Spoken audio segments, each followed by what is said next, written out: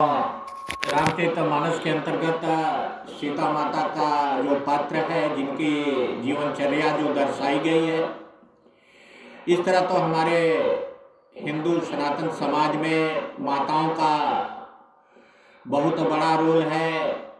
माताओं को भगवान के बाद ही दूसरा नंबर दिया जाता है।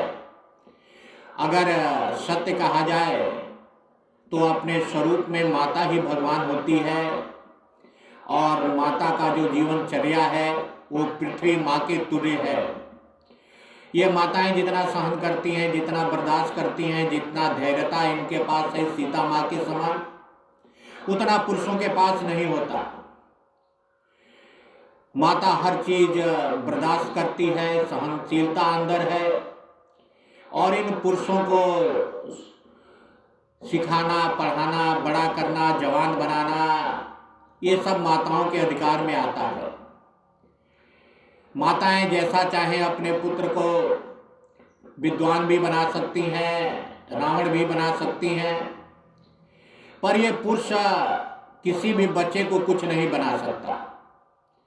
अगर माँ नहीं रहती तब पता चलता है कि इन लड़कों का, इन पुत्रों का क्या भविष्य है।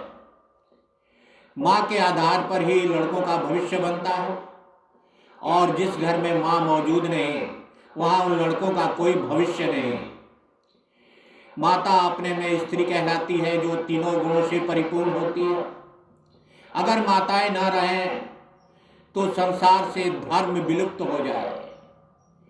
ये पुरुष तो राक्षसों के खानदान से आते हैं, अपनी मनमानी करते हैं, आदेश चलाते हैं, अधिकार चलाते हैं, पर उन माताओं के बारे में ये पुरुष वर्ग कभी सोचता नहीं कि मेरा कर्तव्य क्या है, मुझे कौन सा कर्म करना चाहिए। ये अपने कर्म को अकर्म बनाकर माताओं पर अधिकार जताते हैं।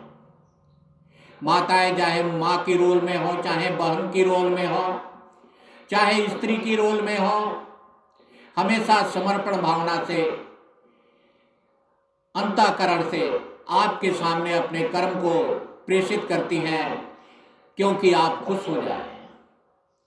पर आप ऐसे जीव बन गए कि आप कभी खुश नहीं हो सकते। आपकी मन की इच्छाएं कभी भर नहीं सकती। आप रावण तुल्य बन गए और हमेशा गलत पथ पर चलने की कोशिश करते हैं। अब देखिए माताओं का, छोटे थे तो बाप के अधिकार में रहे, शादी हो गई तो पति के अधिकार में हो गए, बुढ़े हो गए तो बच्चों के अधिकार में हो गए। कहाँ जाती है, क्या करती है, क्या खाती है, क्या पीती है, यह पुरुषों की सोच है, संकीर्ण मनोभावना की सोच है। जबकि सत्य है, चाहे आप नर हो या नारी हो, एक ही समान है, एक ही बुद्धि है, एक ही दिमाग है, एक ही शरीर के अंग एक ही समान है। तो आप कैसे सोच लेते हो कि इसके पास कोई दिमाग नहीं है, बुद्धि नहीं है। हमारे सनातन धर्म में बताया गया, जब जब देवताओं पर संकट आया तब तक दुर्गा के रूप में, काली के रूप में, पार्वती के रूप में, सीता मैया के रूप में माताओं ने देवताओं की रक्षा की। हमेशा आगे बढ़कर देवताओं के संकट का हरण कर लिया। ये माताओं की ही कृपा है। ये मत समझिए कि ये माताएं केवल कथा कहानियों में है। ये माताएं आज भी आपके इस कलयुग के समय में आपका साथ देने के लिए सदा खड़ी रही हैं और खड़ा रहेंगी।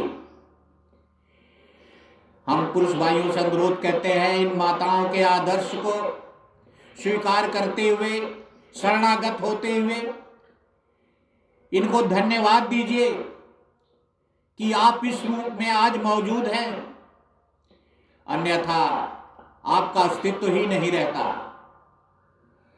बोलिए श्री रामचंद्र सिंह।